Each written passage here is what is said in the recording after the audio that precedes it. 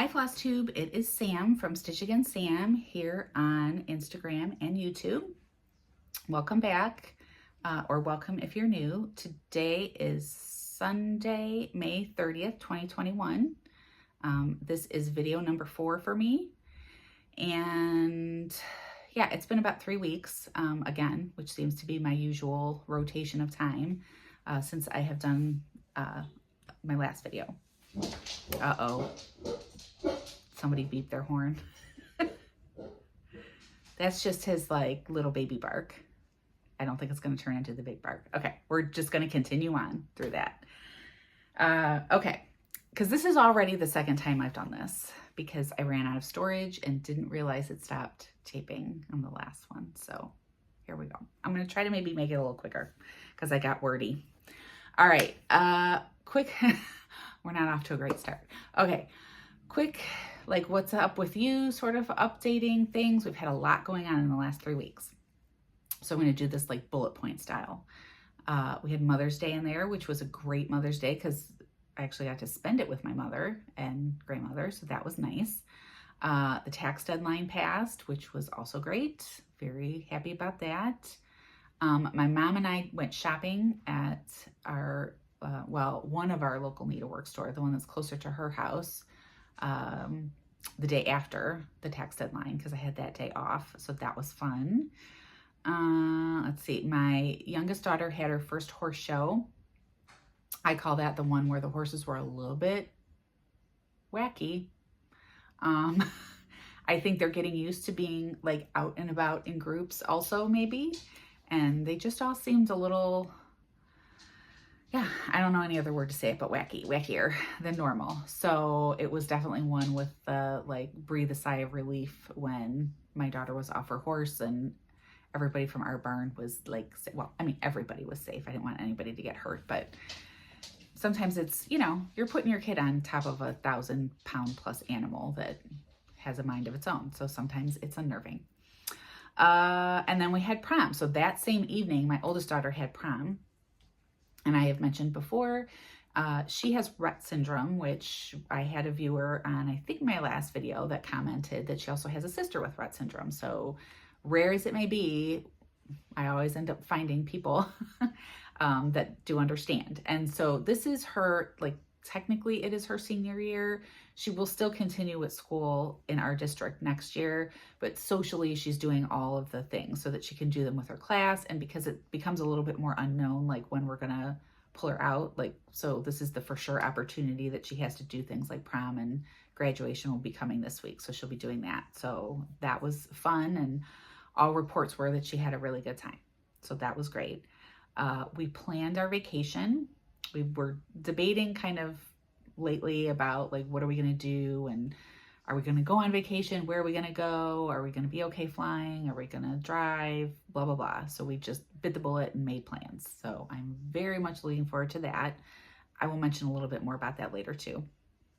And I got a pedicure for like the first time in, I truly think like 2 years. So I needed it badly. Very badly. So it was like quite a treat and very enjoyable. So that was good. So that's all the what's new stuff. I am going to continue to do the like shout out spotlight of a charity, but I'm going to do that at the end because I do realize everybody is here for cross stitching stuff. And so that may not interest you. Today, I'm going to talk about Alliance of Therapy Dogs, which is a group that we're affiliated with our dog Finn. So if you've just ever been curious about what therapy dogs do or what's the difference between like therapy dog and service dog, I'll try to give a quick recap of that at the end. So hang on after we get through the stitching stuff if you're interested in that. But I think that's about it. Okay, so into the stitching. I know I said last time I was sort of getting worried about this grand plan I have of having these categories and trying to have like one start per category. I don't think it's as bad as I think it is. Like when I really list them out, it's not that bad. So I'm going to continue with that plan because I think it is helping me to keep things a little bit under control.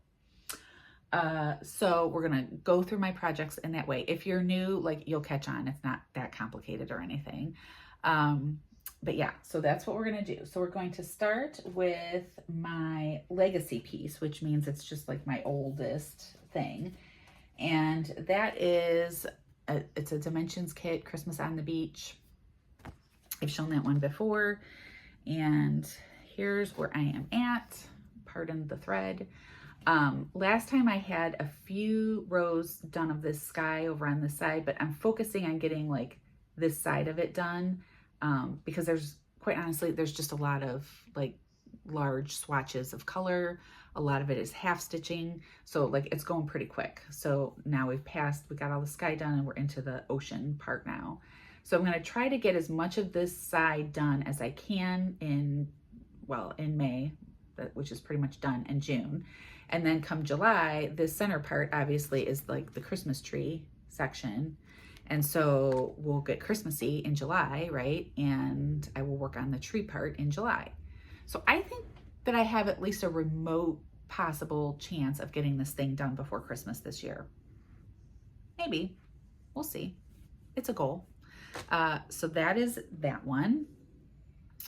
Then let's talk about focus pieces, because I have another, well, not another, this is the first finish I have to share with you, but like I said, I've done this twice. So in my mind, I've already talked about it. And that, I was close last time on this one. This is from the first Emma Condon book, The No Act of Kindness, However Small, Is Ever Wasted.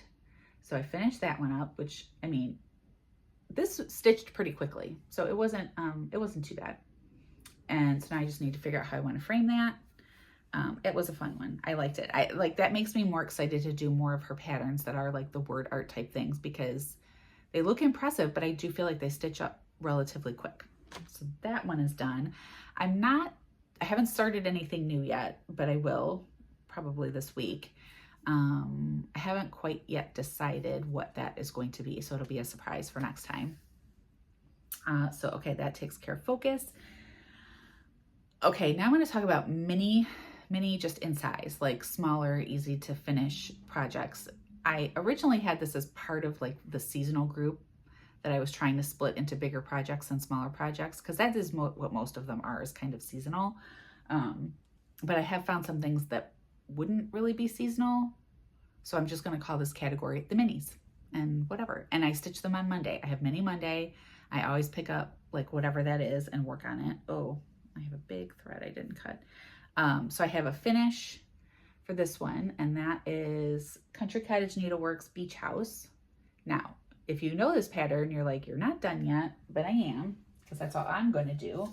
This is the final, like, I'm choosing to leave off the beach house words and that sort of like vine part above and below it. I just wanted that middle part. And originally I was going to put this in a frame that I'm like planning to switch out in my family room, but I really like it. So I think I'm going to do something else that will be a little bit more permanent when I finish it, and obviously iron it. This was also the first thing I stitched that was not on Aida. So this was I think a Jobelin even weave, 28 count. And by the time I was done with this, I was feeling good.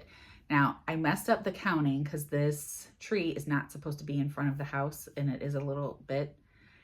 That's the thing that like, I'm not sure about whether it's linen or even weave. It's like, it's much easier for me to count between things when it's Aida. I find that harder here, which I think it just will be a matter of time. Like I'll get used to that and it'll be okay. But so that one is done and ready to have something done with it.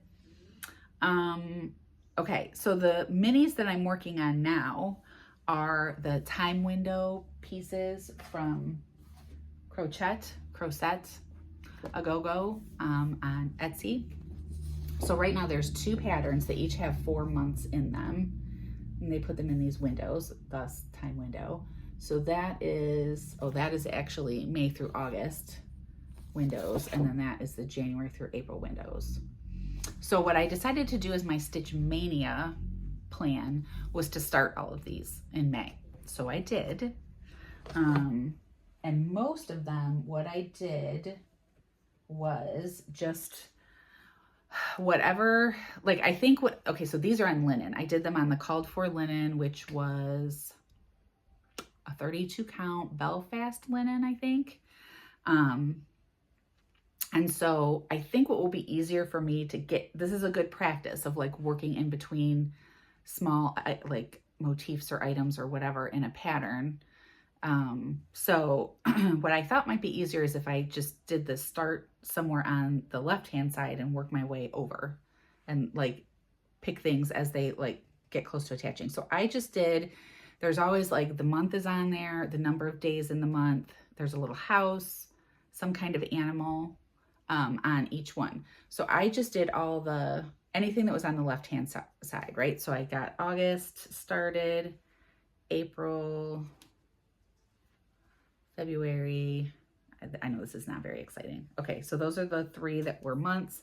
I'm not going to show you all these, but then or if it was the number of days, I did that. And so there's a bunch of those, let's say 30 or 31. Again, not super exciting, but they're all started technically. So I'll just continue to work on those. So the only one where it was not, there was not the name of the month or the number of days in the month on the left-hand side, it happened to be June. So I'm working on that one now, and I just started in the corner. I have the little house, there's a bird. Well, he's not done yet. That's like part of the bird. And I got the work to the 30 on there. So I was originally sort of hoping I would have this done at the end of May, but that is obviously not going to happen. So now I'm just hoping I can get it done maybe like in the first 2 weeks of June, or yeah, June, so that I can get to July and get July done before July starts. And then just keep up that way, like throughout, and get those done. So those are my minis that are currently in process. Okay, seasonal. I am working on the Emma Condon. I think these are just called swatch. Hold on. Well, Colors of Summer, and it's these swatch charts. So the summer version is available on her Etsy shop. I'll try to get it close. And it's just these swatches of colors or patterns that have something to do with summer. I've talked about this a lot in previous videos. The other ones are still available through the, is it Cross Stitcher? I think Cross Stitcher magazine. If you wanted to get winter or spring. There's no autumn yet, but I'm sure it's coming.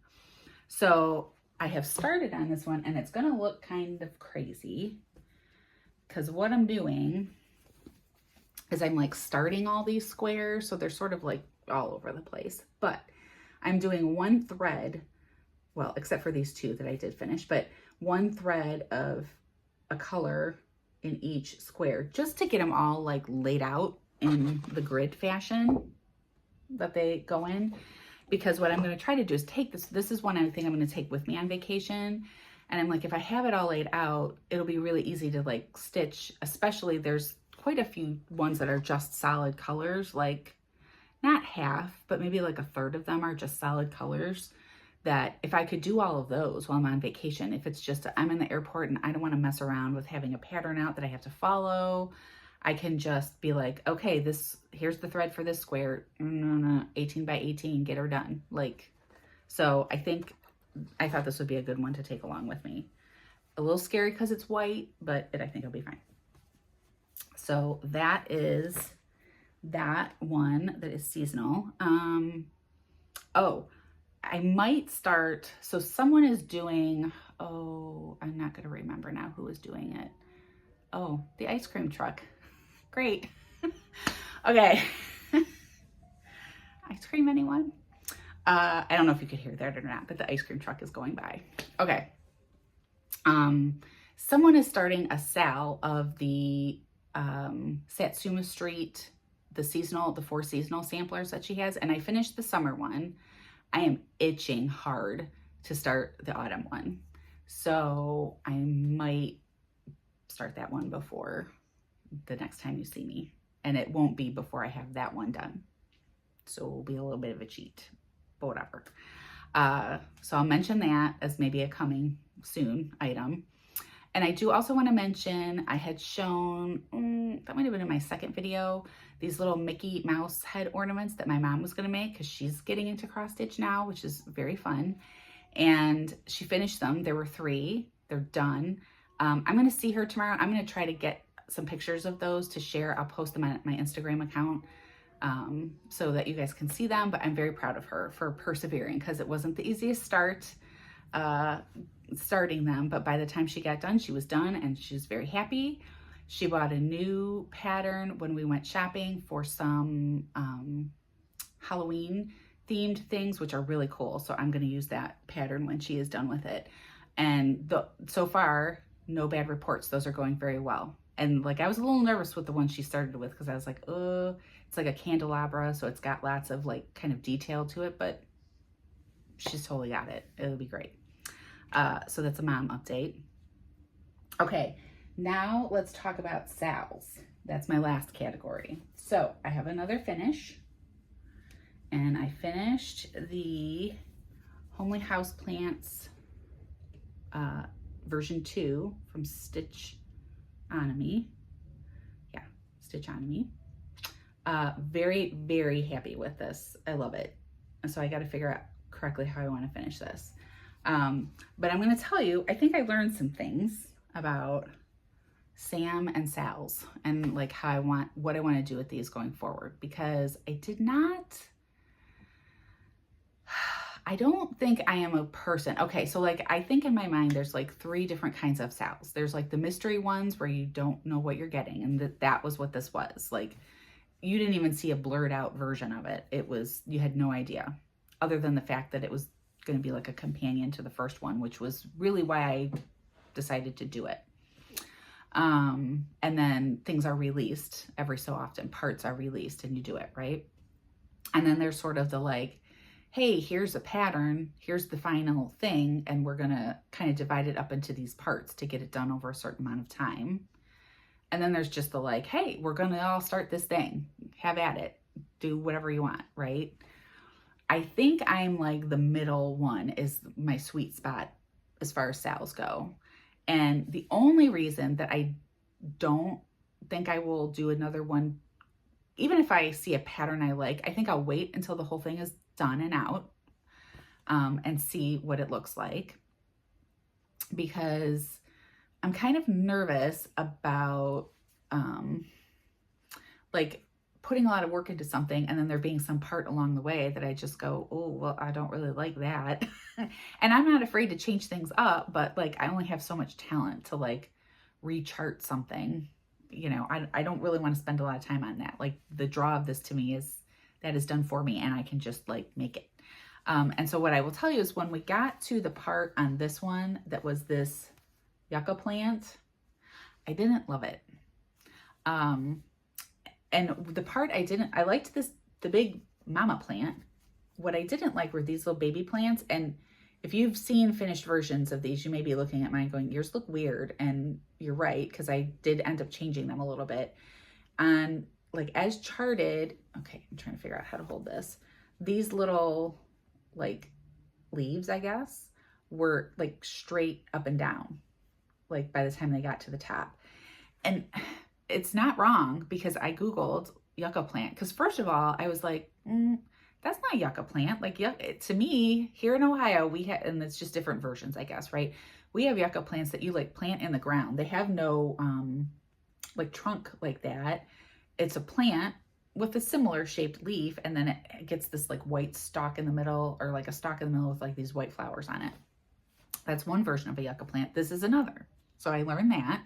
Actually, that was really the fun part of this, is every one of these plants, she would give you like all this cool like information on the plant. And so I learned a lot like reading about that. So I thought that was fun. But this is another version, and the way she charted it really did look like what they looked like, but I could not get past that. To my eye, something about it looked weird. I don't know any other way to say it. And I'm not like, again, the whole thing is beautiful. I think if I would have just done it the way it was, it would have been fine. So I spent what could only be described as a ridiculous amount of time thinking like, how can I change it? Could I just make this one shorter and do something else in the middle? And then I waited because this was the last plant to be released. Like maybe what can I do with that? Like it was silly. And so then I was finally like, okay, just stitch it the way it is charted to be stitched. And so that's what I started off and planned to do. And then when I got to the part where like these little straight things were going to start happening, I was like, you know what? I'll just make them kind of angled. And I just sort of went rogue. As I think it's a newer channel to me that I just found. Is it the Blue Flower? I think it's her channel, but I can't remember her actual name. But I think Blue Flower's channel. She says you're drunk with power. Like when you start changing things. I was like, yes. So I got a little drunk with power and I just started making them sticking out instead of going straight out. And I'm happy with it. Like I like how it turned out. I think it looks fine. And then because I was drunk with power, when I got to this, I think it literally is called this. Well, I'm sure it has some fancy botanical name, but like it's called the Swiss cheese plant.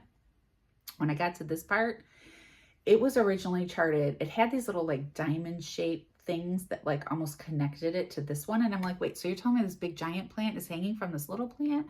I don't get it. What do you mean? And then I was like, well, you know, it's pretty close to this spider plant that's on the shelf. I could just extend the shelf out and put mine on a shelf. So I did. And because I was afraid of figuring out like the pattern that she had on this pot was different. And I'm like, well, if I'm extending it a couple, I don't know if I'm going to be able to do that right. So we're going to just make it stripes. So I did. So it's stripes and it's on the third. And I actually really like how that turned out. So I was happy with that change. The only other thing I changed on here, since we're talking about that, is on the spider plant, these little vines that connect the mama plant to the baby plants were just cross-stitched lines, like full stitch lines, right? Okay. Which looked kind of thick to me. But I think she was trying to make like the entirety of this pattern is just full cross stitches. There's no back stitching. There's nothing else. So I was like, I'm just going to make those back stitches instead. So they were like thinner. And I did have to monkey with the babies a little bit to make it make sense, but that was pretty simple. Other than that, that is as charted. The color of my pots matches the colors of the pots from version 1. Because she had purple in the pots for this one, and it's not that I don't like purple, but I actually just really like the colors from the first one, so I stuck with that. Yeah, so that is this one. Okay, so the other thing, I mentioned the whole like seeing something that then you don't like and like, what am I going to do? The other part of this that was harder for me is and it's just kind of one of those, I told myself I was going to keep up with it, and like my main priority was going to be keeping up with it. And for the most part I did, other than when I got to that end, because she would release a part of the pattern every 3 days. Like there were 2 days in between each part. And the majority of these, 1000% doable, like to get that done in that amount of time, other than the yucca plant. Like she left 2 super big things for the end. And I'm going to tell you, part of why I did this in stripes is because by the time I was done with all this, I'm like, oh my God, I just need something to be easy. So the stripes were easier for me. But I think about what I'm going to work on over the course of a week, right? So like I do my mini Mondays, and my sort of goal is to work on everything at least once a week that I have open. And so when, you know, like this plant was pretty big and took the full amount of time for me to get done. So when you were doing that, it was like, oh, wait, I gotta, like, even if it was just a day, it like you were spending multiple days a week. I don't know what I'm really trying to say, but you were spending multiple days a week working on this one. So it was harder for me to keep up with other stuff. So I would rather, and I could have just very simply said, I'm just going to do 1 plant a week, right? But I told myself I was going to keep up, so I was going to keep up.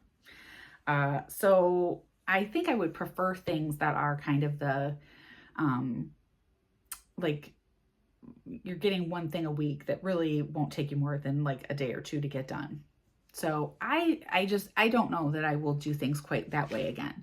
So to that point, the new SAL, which I did actually had started last time and talked about, I made it up, but I do at least have one other person. So Jody, her channel name is Trixie Tricycle, great channel, is going to do this one with me. So I'm very excited that someone else is joining. And I think there was someone that commented on one of her posts that they were going to do it too. So Probably I should have checked the hashtag and seen what was out there, but I didn't. So I don't know, maybe there's more than the couple of us, but whatever.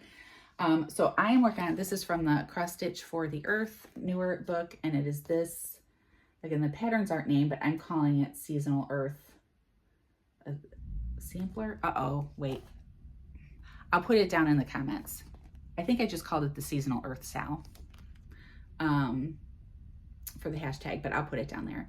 And so my plan, and if you want to do, so if you like this pattern and you're planning on doing it, feel free to join us. I will tell you what my plan is, but you can do whatever you want. So it is currently here in Ohio spring, which that section is here. So I'm working on that. I will stitch each season during that season. So come June 20th, I will stop wherever I'm at on spring and I will start on the summer. Come September 23rd, I will start on the autumn part and wherever I left off. And my goal is to kind of do like one of these little motifs. So I did like this bird and nest last week, like one motif area per week, which I think might be doable. And then obviously I'll start winter, whatever. I don't remember what the first day of winter is because I don't really like winter, so it's not committed to memory. But I'll start that. And then once we're through winter into next spring, I'll probably have to finish up because I don't expect to finish all of this before June 20th, but who knows?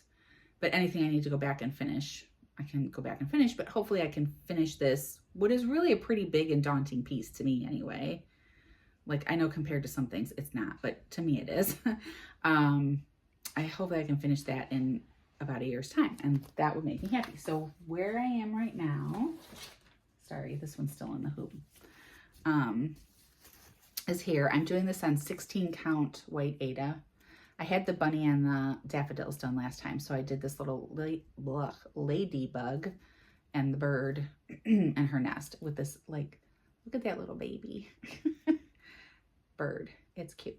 Okay, so I have that is what I have done. So again, what I am learning on this one is I really like 16 count Aida.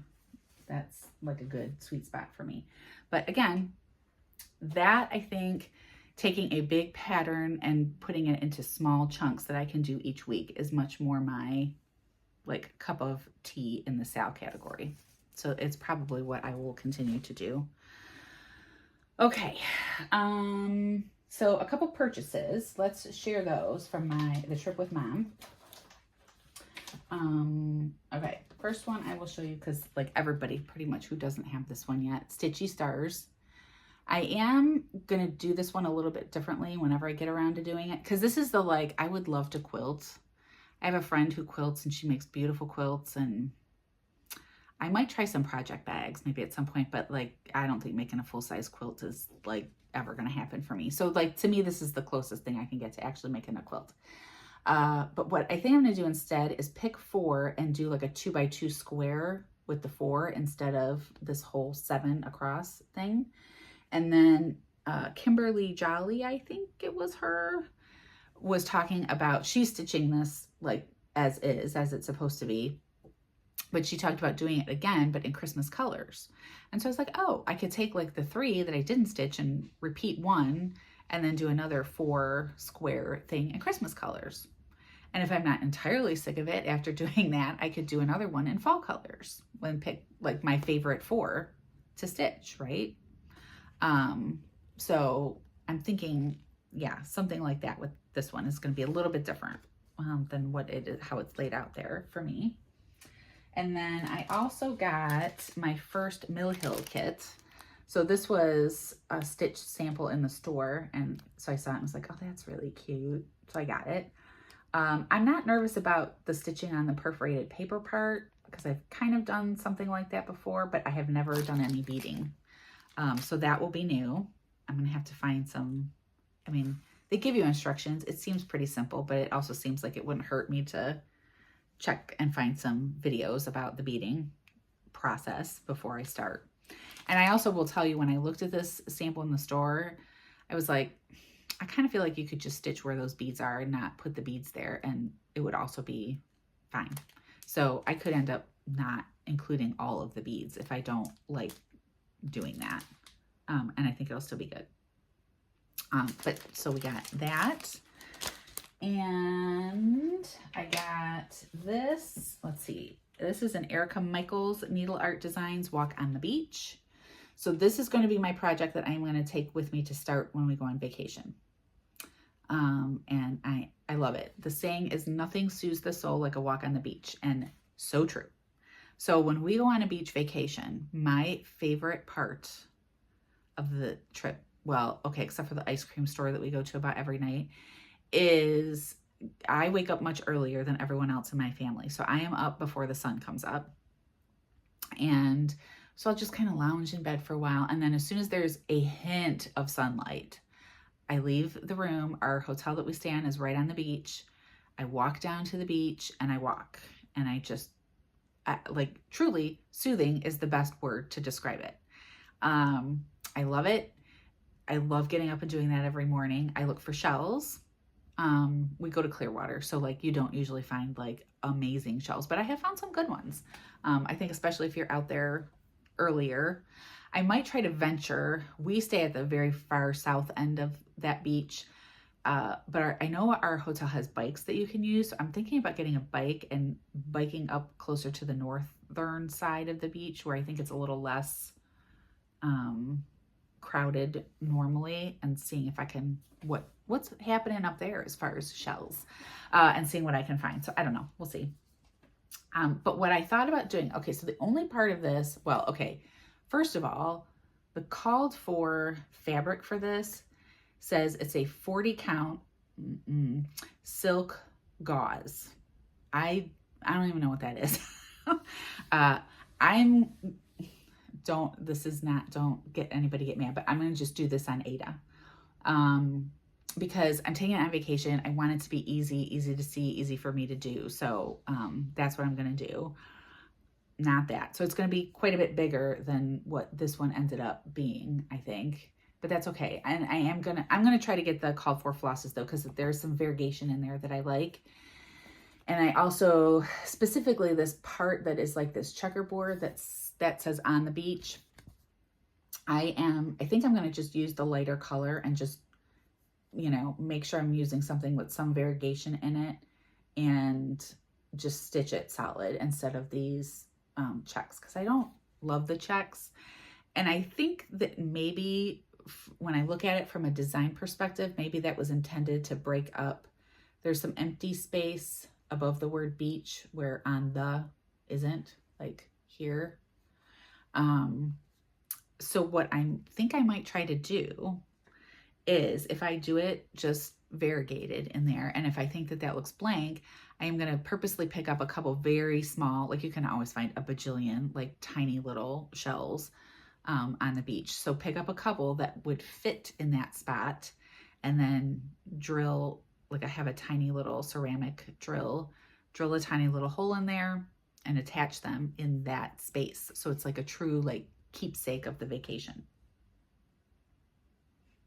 I mean, I certainly will not finish this on vacation, but I'm going to start it on vacation. So I am trying to plan out, like this will become a focus piece. So I am trying to figure out whatever I start next, I want it to be something I can finish before we go on vacation.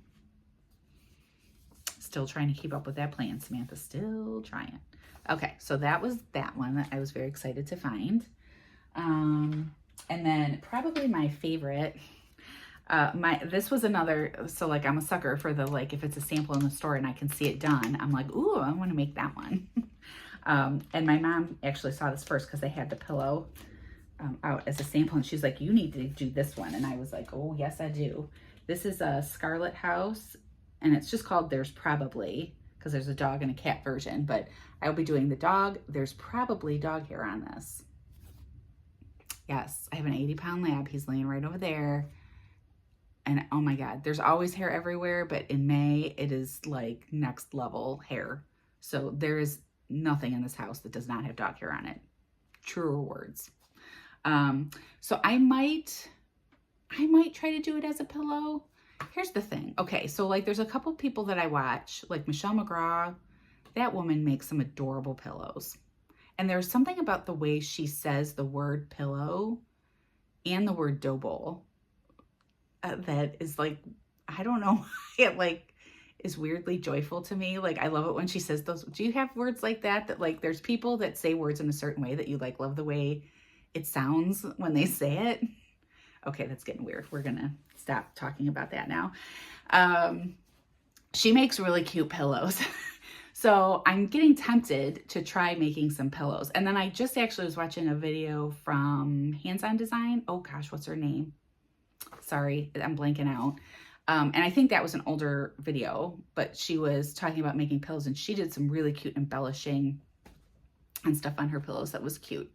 So I might make, and I feel like this looks pretty easy to get. It's just the words and there's a little bit of a border, but that'll stitch up pretty quick. So if I completely ruin it trying to make a pillow, I won't be as sad as I might have been with something that took me more time. So I might try the pillow with that one, I guess is my point. Okay, so that is everything that I bought. Okay, so quick on giveaways. I have to hugely apologize to my giveaway winner from like last video because I haven't actually sent yours out yet. So if you're wondering where it is and you happen to be watching this one, I'm sorry. I know. I actually thought that I hadn't heard from you. And then I realized when I went to choose a winner for this time, oh wait, yes, you did.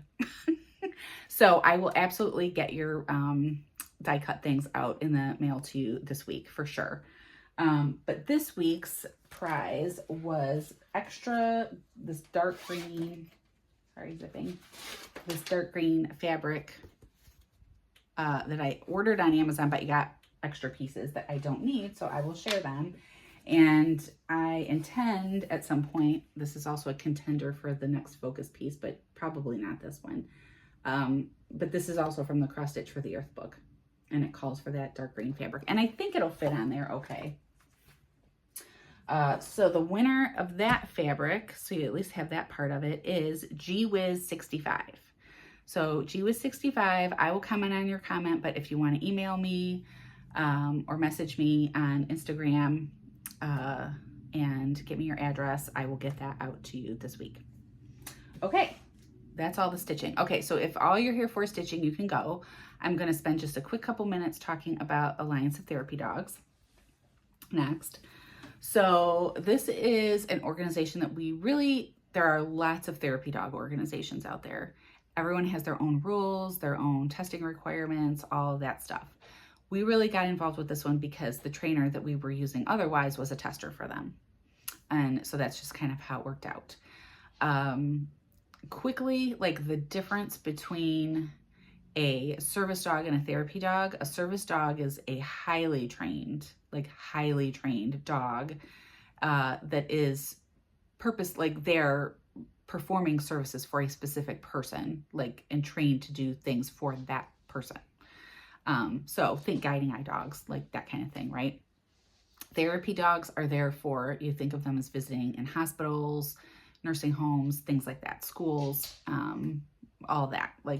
It's a therapeutic purpose. So the big difference is service dogs get access to places that dogs would not normally have access to because of the Americans with Disability Act gives them access. Therapy dogs do not get that same access. We might be allowed in a hospital where a dog might not normally be allowed, but it's the hospital's choice whether they're letting us in there or not. They don't just let any dog in, right? And a lot of especially big hospitals, will have their own therapy dog program and testing requirements and things that you have to do. So even with our certification, we can't go to Cleveland Clinic. They have their own thing that you gotta do. So a little bit, so I guess I'm talking about this one in think of it in two ways. Therapy dogs can help, so they can go to places like that where, there's a lot of people and they're going person to person, whatever. But they can also go to people's homes.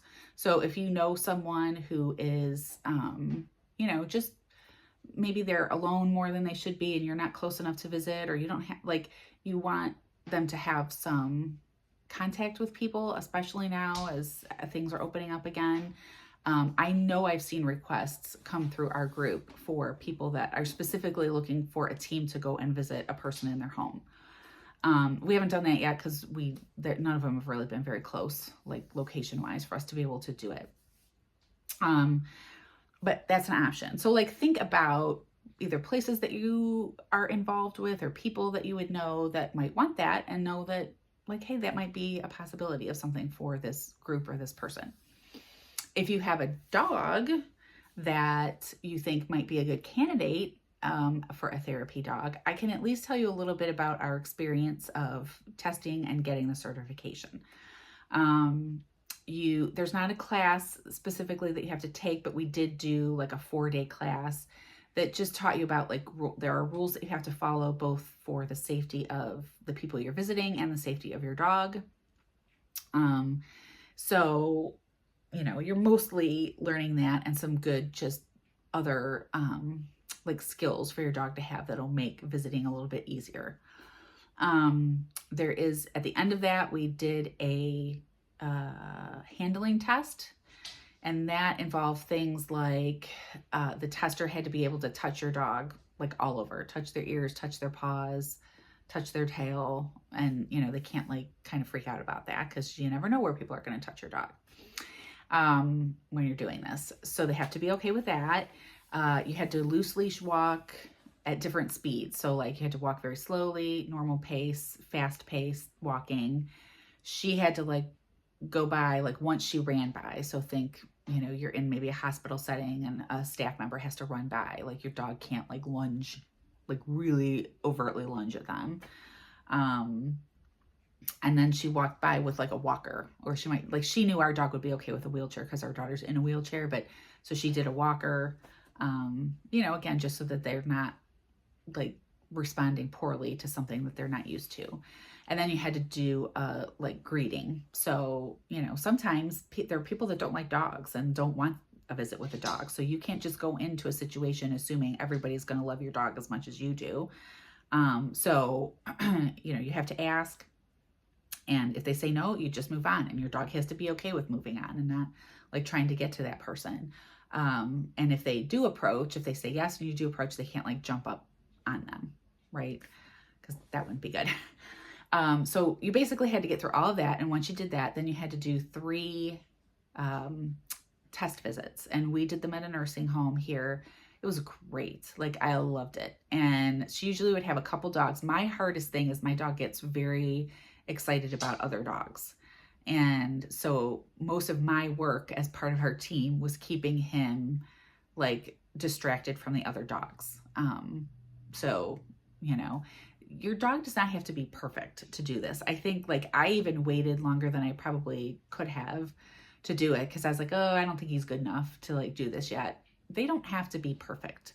And think about like, as far as all the things that you could do with them, you know, you want your dog to enjoy this too. Like, your dog shouldn't be doing this if it stresses them out and isn't something they like. Our dog likes greeting people and being the center of attention and whatever. Like, he's okay with that and he likes it. So for him, it works.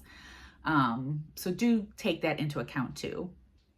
But, yeah, like there's lots of things. Like there's library programs here where dogs will just come in and sit and kids will read, like as they're learning to read to the dogs. That would never work for us. My dog does not have the patience to just sit there and wait like for something. He is definitely a more, like if we're in a nursing home and we go and like we're going to visit with this person for a couple minutes and chat and he can get petted and then we move on to another person, like that all is great. If you have even a little more high energy dog, maybe visiting like a college campus during finals week when they're like trying to relieve some of, I don't know, I guess maybe that's going to be normal again, like relieve some stress there. Like those dogs, you know, you're talking about younger people, they can handle a little more energetic dog. So there's lots of options and opportunities there. So once we got past our 3 visits, then like I had to go through a background check. There's a little bit of a fee involved to do it, mostly because they provide insurance coverage. So if like, God forbid, I mean, dogs are still animals, right? And even though he's very good and I don't think anybody would ever expect a bite, like I don't ever expect that my dog would bite anyone, but you know, you never really know. So there's insurance coverage there for that kind of stuff. So it's a great organization. I think it's only in the US that happens, but I'm sure there are organizations like it everywhere. So if it is something that interests you, you know, I would definitely kind of see what you can find in your area and do it. It is very rewarding. I will tell you, my favorite visit of the 3 we did, we went to the memory care unit. Like, I could have spent the entire day there. Like, I loved it. Now, my dog could not, like, again, you have to read your dog. Like, he's not going to last all day doing that. But, like, I could do that every time. And, like, that would be, I would love it. And it would be great. So you got to just, like, find your right fit. Yeah, but it is a very rewarding thing for everyone involved, myself included, the dog included, the people you're visiting included. So consider it. Okay. I think that if you have any questions about that, feel free to ask me in the comments. I'll be happy to share anything I didn't really cover. So I think that is it for today. Okay, we got 45 minutes, slightly shorter because I think I went on about the dog thing a little longer than I planned. But it was a good thing. So thanks again for watching, and I will probably be back here in about 3 weeks again. Bye.